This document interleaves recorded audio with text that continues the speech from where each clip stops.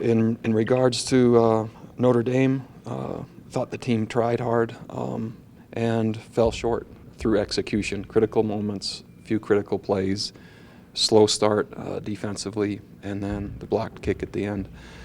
So disappointing loss that we didn't make a couple plays that we needed to make.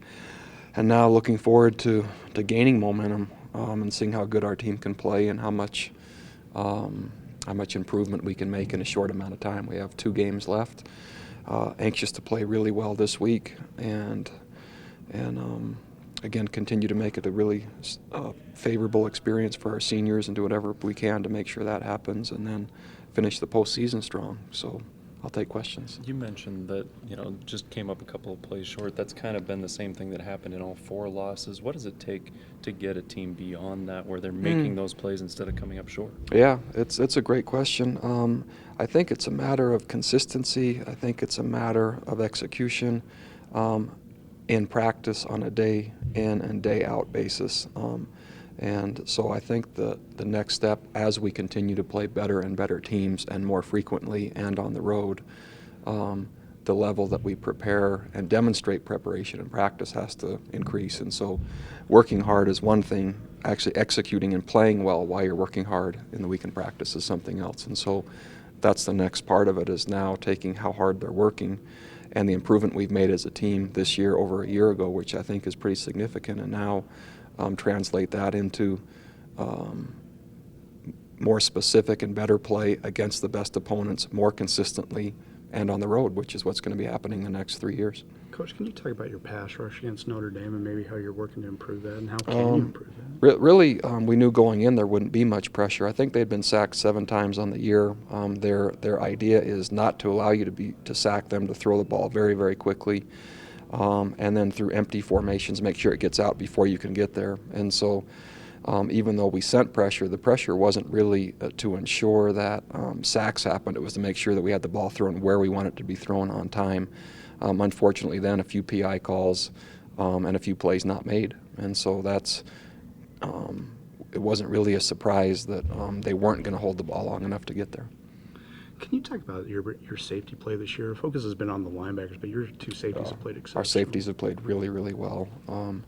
When you put Daniel Sorensen and Craig Bills and you put them behind Wani Unga, those 3 players have been very, very, very consistent.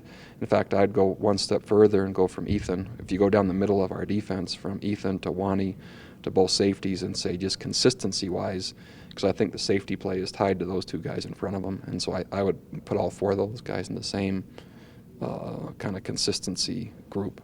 So Craig Bills is right up there with. He's done a really nice job. Yeah, Daniel is more experienced and is featured more within our defense, with the exception of some missed tackles against Wisconsin. Craig has played, I think, really well. When it comes to Taysom Hill, he gets a lot of attention once again against Notre Dame. Looked like they were really paying attention to him, opened up some things for Paul. Is there a way you can take advantage of all the attention that people are giving to Taysom as far as his running and passing? I think what you saw happen when we run the ball physically is over 5 yards a carry. And so the next step is translating all the rushing yards into blue zone scores, not just blue zone appearances, but blue zone scores. And so the teams that want to focus on Taysom and or play max coverage and take away Cody as much as possible, it is at their own peril in terms of going up and down the field. But then if there's 3 or 4 or 5 blue zone chances, those have to be translated into points. And so that's really, I wasn't disappointed with how the ball was moved. It's then just finishing the drives.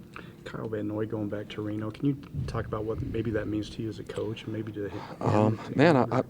To me, I'm not really focusing on Kyle as much going back. We've played Reno 1 time since I've been the coach. Chris Alt was the head coach there, and they came in with Kaepernick and beat us, I think, 24-0 or 24-something. I don't remember much of the game other than their quarterback. I remember that feeling, and so I haven't thought much about Kyle. I mean, I'm sure he could talk a lot about what it's going to be like for him to go back, but their offense is actually very, very similar. I would say probably 80% of the offense is similar to ours, maybe a hair more than that. And so the styles, mobile quarterbacks, good running game, some big receivers out on the outside, similar to Cody and Ross and Mitch and those guys. So it's a pretty unique matchup, I think. Kyle's obviously undergone a lot of change since he's come to BYU from Reno. If you were just to pinpoint maybe the biggest change you've seen come over him, what would it be? I would just say life experience and maturity. And there's no way to describe other than maybe a BYU quarterback. And I'm not even sure that would be the case in recent years. Kyle probably has had more attention and more praise and more spotlight maybe than any other player. I can't say in BYU history, but he has to be probably top 5 and featured on billboards and magazines and books and et cetera, et cetera. And so if you think about that for a young person or any person, and then to stay grounded, stable, consistent, and continue to learn and grow and be teachable along the way, man, quite a challenge. And so he's had to do all that besides just being a BYU student. You have quite the fantastic senior group here. Talk about what Kyle Van Noy's maybe meant to you as a young man and your relationship. Oh, I think Kyle's really special, and our experience and our relationship has from how it started to where it is now has reflected that, and I'm just thankful he chose BYU. Yeah, Daniel Sorensen obviously being a senior player as well, and so he's been a very interesting part of this program. It's remarkable. Well. Daniel is zero maintenance, and he's always where he's supposed to be, when he's supposed to be there, performing at a higher level than you thought he would or even would expect. Classroom, weight room, community. I mean, if I could have an entire team of Daniel Sorensens, that's my ideal BYU team. Cody Hoffman? Yeah, similar to Kyle. Just they took a chance to come to BYU, and I'm really glad they did.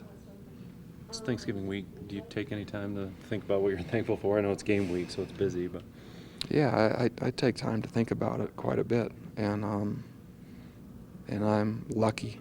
I'm lucky to be the coach here, and I'm lucky to have the family that I have, and I'm lucky to have the kids that I have, and lucky to get to know these players, and they give me a sense of purpose every day to try to help.